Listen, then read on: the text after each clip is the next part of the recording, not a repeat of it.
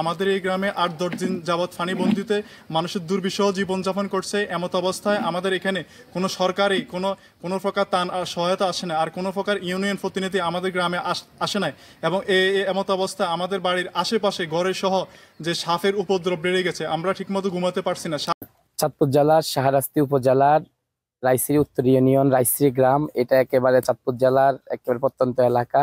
চাঁদপুর এবং কুমিল্লা জেলার একেবারে বর্ডার এলাকা হওয়াতে, এটা একটা রিমোট এলাকা হওয়াতে এখানে প্রায় অর্ধ শতাধিক পরিবার, প্রায় 25 থেকে 30 হাজার মানুষ পানিবন্দী আছে এক গ্রামের মধ্যে। পুরো ইউনিয়নে অনেক মানুষ পানিবন্দী।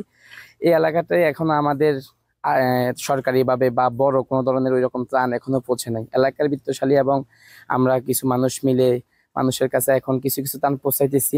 ত্রাণ পৌঁছানোর মাঝে মাঝে আমরা গিয়ে দেখলাম যে সবচেয়ে বেশি এখন মানুষের যে সমস্যাটা, রান্নার সরঞ্জাম থাকলেও মানুষ রান্না করার উপযুক্ত না, মানুষের চুলা নাই।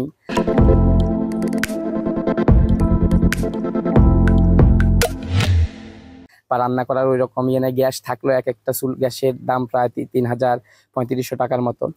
যার কারণে আমরা উদ্যোগ নিয়ে, আমি নিজ উদ্যোগে কিছু স্বেচ্ছাসেবক টিম নিয়ে আমার এলাকার ছোট ভাইদেরকে বড় ভাইদেরকে নিয়ে আমি কিছু চুলার ব্যবস্থা করছি। প্রায় 100 পরিবারের মধ্যে চুলা বিতরণ করার জন্য আমি উদ্যোগ নিয়েছি আলহামদুলিল্লাহ।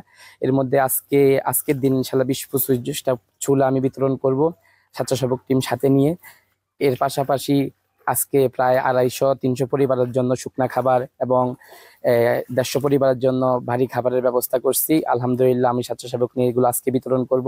পাশাপাশি আমাদের বিভিন্ন জায়গা থেকে আমরা এখন ওই রকম বড় কোনো ত্রাণ পাই নাই।